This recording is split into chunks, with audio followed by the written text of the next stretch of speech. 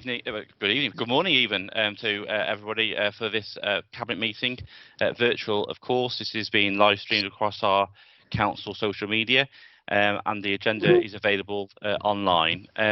Welcome everybody to this cabinet meeting. The first item on the agenda is apologies for absence, but I think we are all here. Is that confirmed?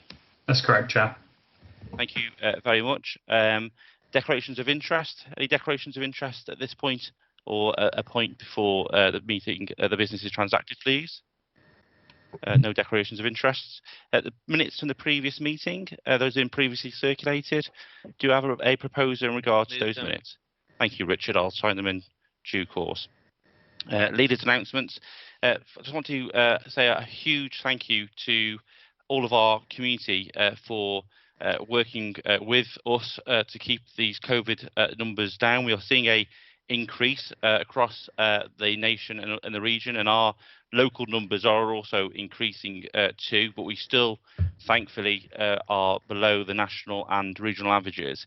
But we are still seeing huge impacts of COVID both on our economies and also our community. At the moment we have over 1,000 children away from school through self-isolation, awaiting test results or waiting to get a test result. And we need to make sure that we're working with our schools. And I know that we are doing our bit as a council. I know that our schools are doing their bit to support children who are being asked to isolate. We do really need the government to step up in regards to the support that they're offering schools and families. Firstly, by getting a test, and making sure that test result comes back quickly, and making sure that there is equipment available for children in order to be able to learn from home. And I think that's going to be something that we will carry on working towards.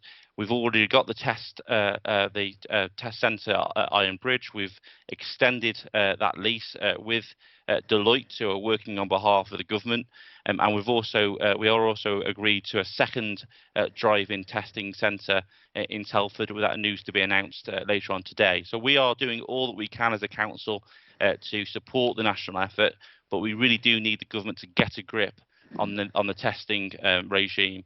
I myself, my family were impacted by a symptomatic child, and it took a huge amount of time to get a test, and then a huge amount of time to get a test result back, which meant that my family were required to isolate, which required my wife to be off work. She's a teacher, so she's away from her class, and it required my child to be away from school too. So huge impacts upon people. And we do need to work together in order to tackle this over the next few months. But I just want to say a big thank you to all those involved in our effort locally. And these are going to be difficult months ahead. But once again, just like we did earlier on in this year, we'll rally together as a community to support each other through these most difficult of times. I'll move on to item 5 then, which are the issues and options consultation, review of the Telford Wrekin local plan. Councillor David Wright. Thank you, Leader. This report obviously focuses on the next stage of the local plan process. It's the issues and options stage, and I move the report. The report seeks authority to proceed from members. Members will recall that in January we established 4 core objectives to underpin the local plan review. That was employment-led growth, firstly. Secondly, a forest community. Thirdly, regeneration of our borough towns, new town estates and infrastructure. And fourthly, meeting local housing needs through providing more affordable and specialist accommodation in particular, but generally supporting people to live longer and healthier at home. Now, running through this approach, of course, as a golden thread is the need to take an approach that tackles climate change too. And that's a fundamental part of the work that we're doing. There are some key benefits, of course, to forward planning growth. It gives local communities certainty about the location of growth over the medium to long term in our community. Planned growth enables the council to secure community benefits, such as investment in education facilities, public transport, walkings and cycling infrastructure. And it provides certainty and confidence in the wider local economy. The planning review also provides an opportunity to reinforce the protection of existing green space and ecologically important sites in urban areas, as well as creating new environmentally valuable areas for the borough. And such an approach accords with the Council's commitment to protect and enhance interconnected, accessible green spaces that characterise the town, support biodiversity and climate change, and tackle climate change, and to prevent the over-intensification of development within the town.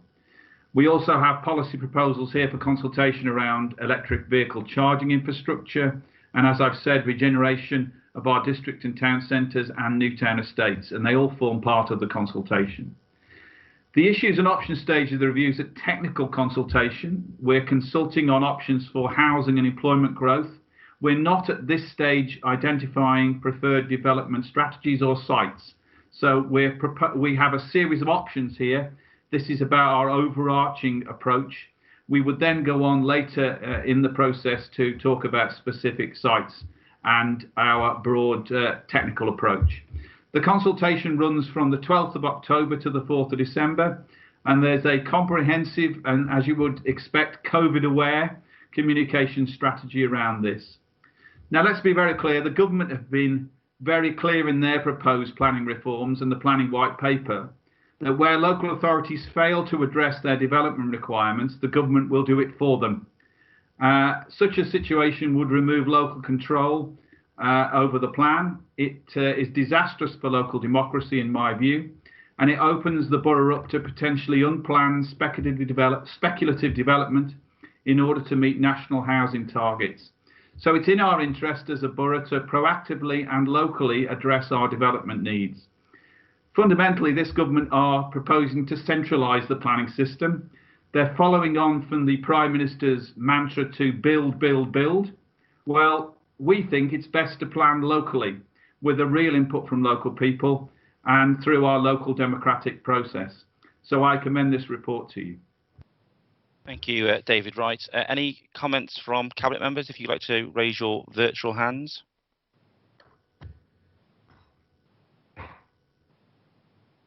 Thank you. Richard Overton. Thank you, Sean. I just wanted to say, it's really good that we're still moving forward, despite, as David said, the government bringing out the white paper on planning, which, as David says, is about taking away local control. And it's really good that we as a council are still trying to develop our local plan and move forward in making sure that it's local decision making made locally. And unlike the Prime Minister, we know we want to protect our green spaces. We know what the forest community idea, which is the core of the principles of our review of the local plan, and of course the green agenda, which goes right through the council, with electric vehicles being important for the future. So I commend this report. I think we need to move forward even though we've got the not the knowledge of the white paper, what's going to come ahead, but we have wrote this. We're moving forward as a council. We're doing things for local people, and we have to drive that forward. And we do have to be mindful and worry what the government has in store for local authorities. Thank you, Richard. Carolyn Healy.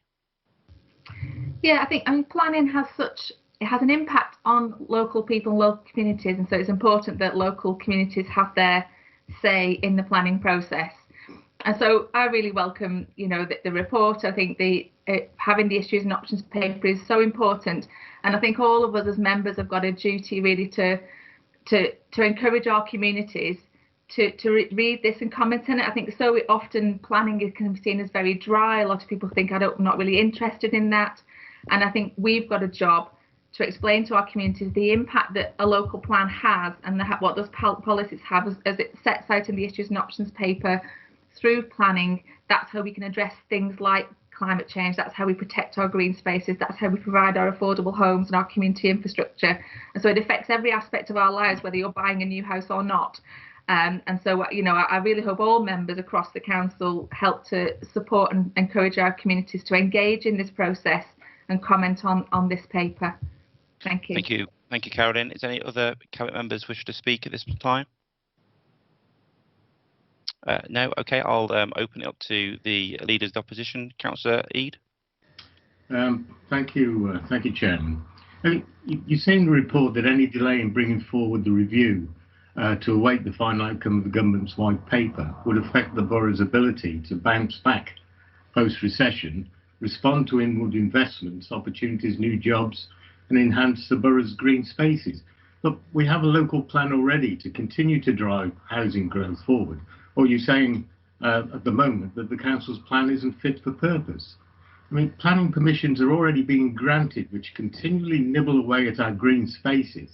And I have to say that the green guarantee isn't worth very much. And I do agree with David Wright that our valuable green spaces require real and strong protection.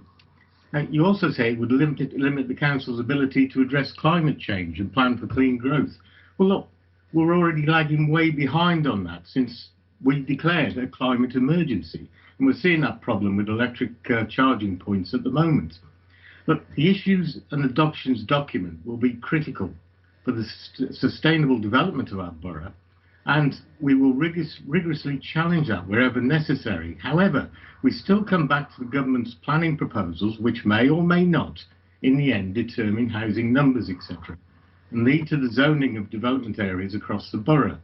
Now, these could be quite significant and huge changes.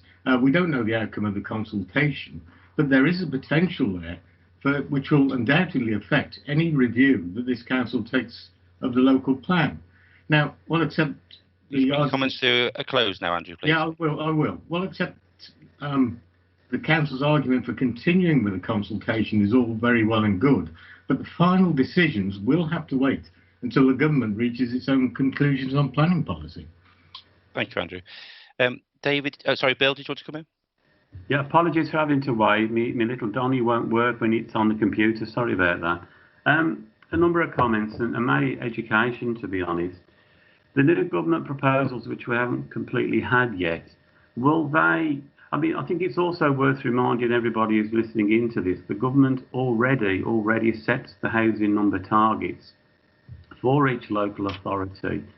And it's only our decisions that we have is where we put those houses. I think there's been an awful lot of bad education coming, particularly from the Conservatives, denying this in the past. But it has to be remembered, the numbers are already set by government and we have to fulfil that. And very often we have to have at least a minimum of 5 years of housing supply to meet those targets. So we've got planning permissions in place, which we already have. So the question I want to ask, and I know you may not have the answers today, is will this new policy just simply supersede the local plan? Or will there be triggers if the local plan that we put forward doesn't reach the targets that the government are looking for? The other point I'd like to raise is that the most important thing for residents, although these points of principle are very important to talk about, I would like if David could give me an indication of the timeline when, let's just put it nicely, the nitty-gritty comes out, where future sites are being discussed and proposed, when we're likely to see that, because that's when people really get their teeth or get concerned about it. Can you explain to me why the target has been lengthened to 2040? And forgive me, because I can't remember what the original length was, if you could remind me of what that was. And the other thing is, and I really do welcome the forest green initiatives that we've put forward in these proposals. And as a measure of goodwill, could you give us an idea as to, even while we're still looking at this plan, as a measure of goodwill and determination and to show our credentials, could we not actually start that forest? And if we have, forgive me because I don't know. So could the council show that we can get going and plant some trees? Thank you, Sean. Thank you, Bill. If I could just hand back to David in regards to some of the comments made, and maybe other members will want to come in, given some of the comments that were made across portfolio. David? Yeah, just quickly, obviously the current local plan runs to 2031. This objective is to extend. So this is a review of the local plan. It's not a rewrite. It's a review of the existing local plan. Clearly, we will go into a discussion around site selection during next year. So that will be a process that will lead from this. We're currently out for a call for sites. That concludes in January. So we're asking the private sector to come forward with options in terms of a call for sites. and that's still open as we speak. I wanted to just quickly go back to the points about the government's white paper. If we stop this process and we pause the process, what the government will do if the white paper approach proceeds is they will decide for us which sites are zoned out for what particular uses. And it's crucially important, therefore, that we continue with this review and that we have local people having an input into the review process. Otherwise, the government will come and do it for us. That's quite clear within the white paper. In terms of the housing numbers, Councillor Tomlinson's absolutely right. The government is now producing an algorithm for housing numbers. Now, we know how well that worked for A-levels, don't we? But the government's got an O-levels. Now, what's happened now is the government is looking at an algorithm. It would appear that would require us to produce at least 940 to 1,000 homes a year, and that's a central diktat. So in terms of the approach, yes, the government is handing down housing targets. If we're not careful, they'll not only impose the targets, they'll also decide where the sites are going to be. So that's why we need to continue with the local plan review to ensure we have some local democratic input into the process. Thank you, David. Carolyn, did you want to come back briefly? Yeah, just in reference to comments around tree planting. So just to reassure that absolutely we're not kind of waiting on the outcome of the local plan to progress action on climate change. We've been doing quite a lot of work in relation to our existing woodlands and meadows and wetlands in terms of improving the structure of those woodlands to maximise the sort of carbon sequestration of those woodlands. We're also identifying sites for tree planting, and we'll be doing some tree planting this winter. Thank you, Carolyn. Shirley, did you want to come in very briefly? I just want to bring this to a close now. Very, very quickly. It's just, I think it's very important that we get local people to contribute to this plan. They take ownership of it. Our community is very, very important to us, and we actually want to do this with our residents. We don't want it done to us by the government. It's important we plan ahead. On a personal, very selfish point of view, I need to know for planning for my officers to ensure our education facilities across the borough are right where we want them. That isn't something we can just do in 6 months. We have to be planning ahead long term to ensure that we have got a surplus of places. We want that surplus to continue. And I'm just aghast, actually, that the leader of the opposition seems totally at odds with his own government's policies. It is the government that are going to force this white paper on us, and how the policies will dictate the housing numbers, they will dictate where they go, and they don't actually want local people to have a voice. So I find it very, very hard to sit here and listen to somebody arguing against us giving our residents a voice. Luckily, I belong to a party that will always give the voice to its residents. Thank you. Thank you, Shirley. Just in conclusion, I think one of the things that is often lazily alleged against us is around green spaces. Since 2011, we've created more local nature reserves than this council's ever created before. We've protected over 250 green spaces. Despite the scaremongering comments from the meeting today, those green guarantee sites are protected, and they're plaqued up. There was investment in respect to those sites, voted against from the Conservatives. We've invested in climate change initiatives such as a solar farm, LED street lighting, electric charging points going around in our borough, all voted against by the Conservative opposition here.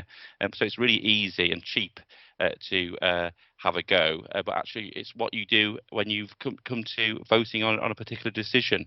And too often over the last 10 years, the Conservatives here in Telford Wrekin have voted against, and then they moan and moan and moan thereafter.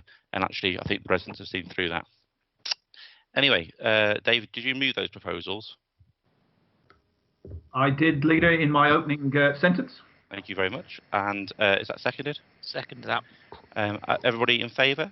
I shall take silence as agreement. Lovely. Okay, thank you very much. Item 6 then is the Local Government Association's Recovery and Renewal Panel. We were delighted to welcome some peers from local government to the council just before the summer, who came and spent some time with us to look at the way in which we have dealt with COVID over the previous 3 or 4 months. We wanted to take the time to sense check what we were doing. We wanted to understand where we could improve, and we wanted to learn good practice, and also talk about the good practice that we were doing as a council. And I'm really delighted with some of the comments made by the peers. For example, they said that there has been an impressive delivery by the council, both independently and with and through others, which is making a difference. Another comment: a strong underlying narrative came across from the senior leadership of the authority, one of a cooperative council that is competent, caring and pragmatic, an organisation that is keen to learn and develop, and an authority that has seen a huge amount delivered through its communities as a result of adopting an enabling approach. During the crisis, their response has been very impressive. A strong social media presence with very high levels of reach has been established, together with other communications, and that the council has worked hard in recent years to establish strong relationships with partners, and COVID-19 crisis has seen and moved this up. And finally, through a plan, the council is just demonstrating its leadership of place, and through reset and reform is seeking to cement or establish new approaches and ensure any return to what went before is through a conscious choice rather than by default, and a race back to normality. And I'm really delighted by some of those comments that were made by our peer reviewers. They spoke to our partners, they spoke to officers, they spoke to councillors to come to that conclusion. And what they didn't have at that time was our resident survey results, and that resident survey result will come back to the council via cabinet probably next month. But just some of the headline figures from that consultation. First of all, over 5,500 people responded to our consultation, at least 70 people per ward, so every ward had responses in, and the results from that consultation were positive. Answering the question, to what extent did the council keep local people informed about various things which I'll come on to, respondents said 91% of them said that we were able to communicate what support was available.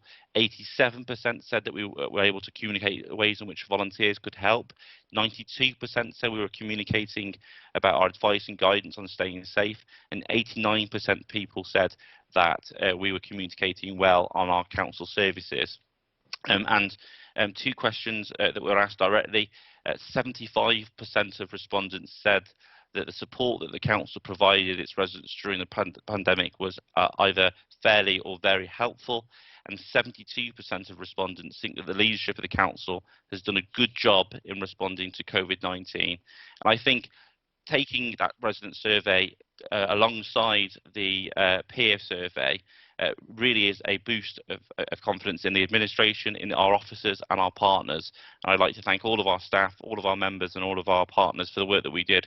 Back then, it did look like we were in a situation where numbers of COVID cases were relatively low, and we were hoping, therefore, to be moving forward in terms of much more of a reform and reset position.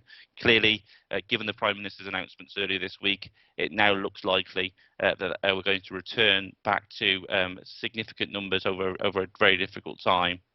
We will do all that we can as a council to stand with and by residents. We'll support you in any way that we can. Clearly, it is going to be difficult. It's going to be difficult because the money that we spent earlier in this year still has not been compensated by government. We have an £18 million shortfall in our budget in this financial year alone, despite the words of the Chancellor to do whatever it takes and to fully compensate councils. Those words have been cheap, I'm afraid, and they haven't resulted in proper and real meaningful action. But that said, this council, under the leadership of this cabinet, will continue to work with our communities, support our communities, and look after the most vulnerable within our communities with our partners. So a real glowing report, I think, from the peers, and also backed up by real people returning those survey results. I'm delighted to share those headline figures with you, and of course we'll bring the more detailed figures back to Cabinet in due course. So I'd like to move the recommendations contained within the report. Is that seconded, and does anybody else want to speak on this? Richard Overton. Yeah, I formally second it. I mean, it's really great when your peers come and judge you, and to get that feedback is amazing for the work that this authority has done for our businesses and our local residents. And some of the key issues in there is partnership working, as you said, Sean, and it's very clear that we have strong partners out there helping and supporting us, and we work with them closely to help deliver the support that happened through COVID. And the key thing for me as well is how we work with our social care providers, and that's announced in there, because we've seen how the government has failed in working with social care providers and care homes, and there we are as a local authority making sure people were not discharged into them who had COVID, working with our partners with PPE, and you know, we've sort of done the pinnacle of the work here to try and make sure our residents were safe and well through this, and it's a shame the government didn't do that with the social care providers. And to see that in that report, that how well we have worked with business to get the business grants out, to work with partners and to work with care providers is a great clap and pat on the back to this authority, because it was hard work, but the staff and us as a cabinet have led that, and I'm really proud of this authority when it comes to seeing what our peers think of us. Thank you, Richard. Paul Watling.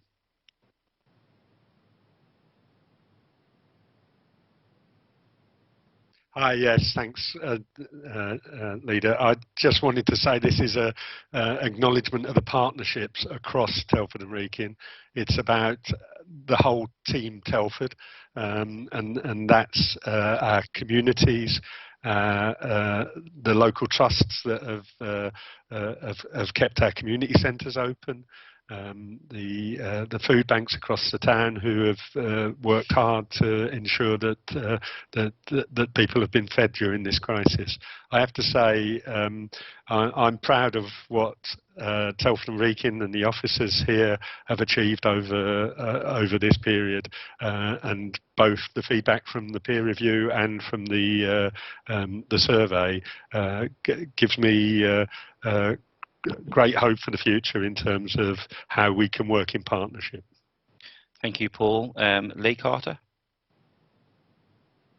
Thank you, Leader. A fantastic reflection of an organisation that's really put its shoulder to the wheel, obviously through the COVID crisis, but way before that, and we continue to do so now. It was encouraging to hear that we were amongst one of the only authorities in the country to continue things like curbside waste collection with our contractors, to continue cutting the grass and picking the litter, to continue with our highways capital programme, and where we could continuing to deliver that. Absolutely fantastic reflection on not only our organisation but the partners that we've engaged through our contracts. I personally, I think I've got to say that I'm old enough to remember about a month ago where leaders of the opposition made a criticism of the council that they should, and council officers, that they should get back to work and get back to their offices. Well, it's easy for people who close a laptop lid after this meeting or any other meeting and just get on with their business. Actually, when you pay attention, the council has been working and delivering an unprecedented effort and commitment to residents of our borough throughout this crisis. So I'm immensely proud to represent the borough and the council, as we all are, I'm sure, and long may that good work continue. Thank you very much, Lee. Any other comments from Cabinet members before I go to the Leader of the Oppositions? No? Okay, Bill, can we come to you? Sorry, Bill, you're on mute.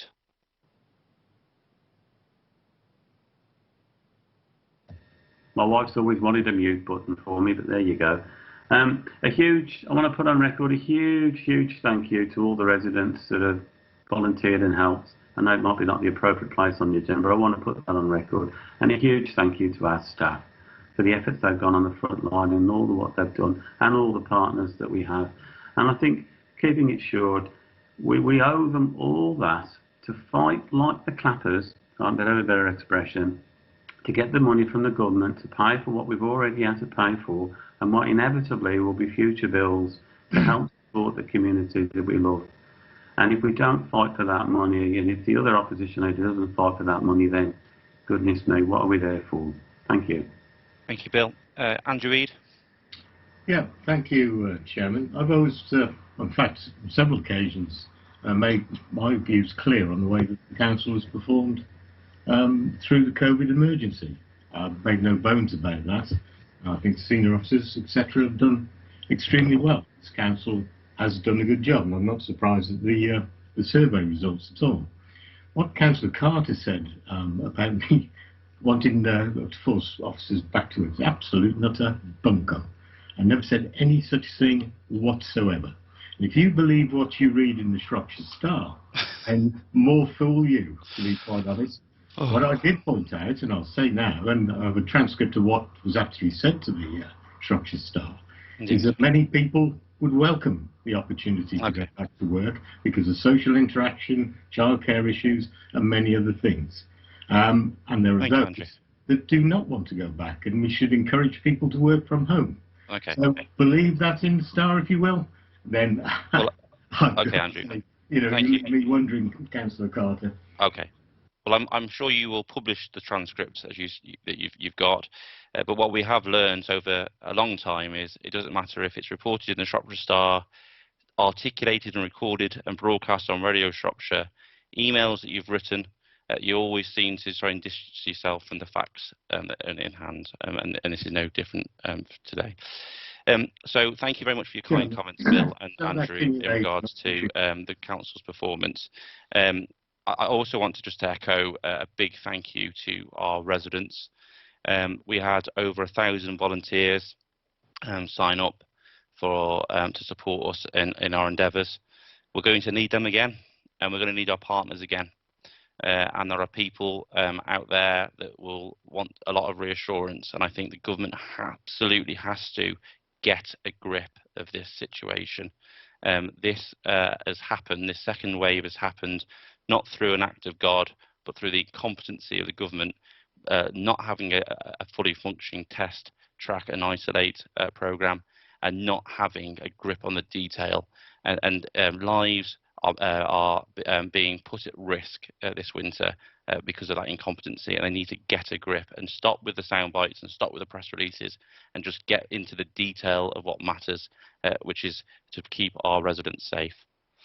That has been moved and seconded. Again, I'll take silence as agreement. Thank you very much. We'll move on then to item 7, which is the Learning Disabilities Day Opportunities Recovery Model. Councillor Burford. Yes, thank you, Leader. You will recall, or you may recall, that just prior to COVID, we launched a process of engagement with adults with learning disabilities and their families, because we felt we could do better in what we provided to help them live more independently, become more integrated in their communities, and in more cases achieve employment. COVID hasn't changed our aspirations to provide a better offer and more opportunities. Quite the contrary, it's actually spurred the process along because of the enforced closure of the day centres. It's forced us to move ahead at a pace we wouldn't have chosen, and this has had some positive consequences, but at the same time has presented us with some real challenges. I'm going to ask our Director for Adult Social Care, Sarah Dillon, just to give you a few pointers in terms of some of the journey that we've gone on during the COVID period. It's not been easy, but it's also had some real positive outcomes for us as well. Sarah. Thank you, Andy. The slides pack outlines our principles in Telford and Wrekin of supporting people with a learning difficulty to live independent lives. And it outlines our response over the COVID period to support these individuals, and as we move now into the recovery stage with our services. As Andy said, just before lockdown, we started engagement with individuals and their families and community partners in Telford to shape the future of our services in an aim to look at different ways to support people with learning disabilities to be as independent as they can be in their own community. COVID delayed this engagement process slightly as we moved into the response mode, and we had to suspend some of our services in the daytime in March, and we've moved towards telephone, online and community-based support, whatever met the needs of individuals and their carers. Slide 4 outlines the timescales and the different phases that we've been following, and we've undertaken reviews of each individual who attends our day services, and we've had individual conversations with them and their families to find the right support to meet their needs. We've restarted 2 out of our 3-day service buildings, and to fit with the guidelines we've had very limited numbers, but as I said, we've looked to alternative ways to meet individual needs. Slide 5 outlines the current offer which we've developed, and it also breaks down the individual choices following on from the individual conversations about who has chose which type of support, whether that be virtual support, community-based support, building support for those with the most complex needs, or in many cases a mixture of the three. And we continue to develop our offer, taking into account the feedback that you'll see on one of the slides from individuals and their carers, and we continue to refine what we support, how we support individuals. We relaunched our wider engagement about the future of support in Telford and Wrekin for people with learning disabilities across health and social care and support in the community on the 30th of September. And details of that engagement can be found on the Council's website from Wednesday next week.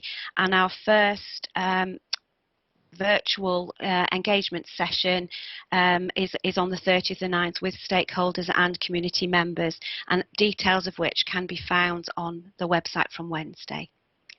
And that concludes. Thank you. Thank you, Sarah. Andy, back to you. Yeah, I think it's useful for Cabinet to understand what's happening. I mean, and it's also important, I think, to recognise just what a strain that this has put on families and carers at the present time. I mean, we could extend that beyond just adults with learning disabilities, of course, but we're looking at this particular group here.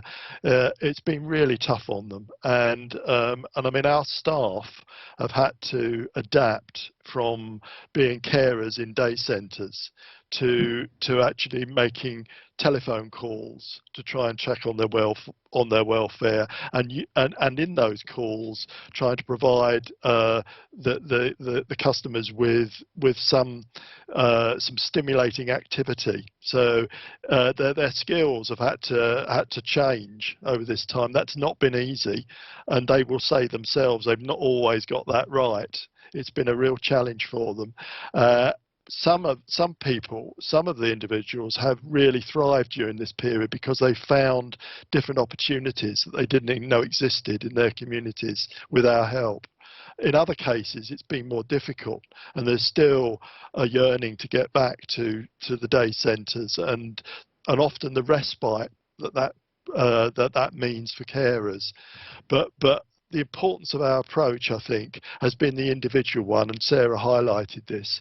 We're talking constantly to make sure we're tailoring whatever we can do for the individual, and that's I hope that's a theme that runs through everything we do as a council. We don't treat people en bloc. We look at their individual needs, and we demonstrate through that a level of care which I think goes with our corporate values. Thank you. Thank you very much indeed, Andy and Sarah, for that very detailed presentation and report on such a serious matter. Are any members of the Cabinet wish to comment upon this report? Carolyn, can I come to you? I think it's really encouraging, isn't it? I think to see the way that the team have adapted to continue that level of support. I think as a council, we've always committed, this administration is committed to supporting the most vulnerable in our community. And during a crisis like this, you know, everybody's got different levels of vulnerability, but I think it's so important. I'm so pleased that we have had this focus on those people with learning disabilities, those people who would normally, come into those groups, that would also give their families some respite. And we've had to very swiftly change that model to continue that support. And I think all credit to the team for doing that, and to Andy's leadership on that issue. So, I just think it's really encouraging to see the way that we've adapted, and I think it's also good that for some people, actually, they've discovered new activities, new ways of getting the support they need, that we can then carry forward through post-COVID as well. So lots of learning for us as well, I'm sure. Thank you. Thank you, Caroline. Richard Overton. Yes, thanks, Leader. As Caroline says, I mean, this is an approach that we wanted to push forward before COVID, of supporting those people with learning difficulties to get new skills, to go into employment, and to improve their lives in that way. And how the team have adapted to support them through COVID, because some of these are the most vulnerable people who would be shielding, and to have that phone call was probably very key, and and how our staff have supported them. And as Andy says, we always, this has always been the area of a people-centred approach. The person is at the centre of it, and how we support and adapt and deliver for that individual is key. And I'm really proud of the team and how they've done that. And and you can see that we as a council, this is the thing we should do all the time when it comes to people. And this team has shown how you can do it, and I'm really proud of them. Thank you, Richard, for those words. Leader of the Opposition, neither of you are indicating. No, thank you. I just want to say a big thanks to our frontline staff as well, who are working incredibly hard at this time. Okay, that has been moved, that has been seconded. Again, I'll take silence as agreement. Thank you very much indeed. We'll move then to the private session now. I do need to read that it is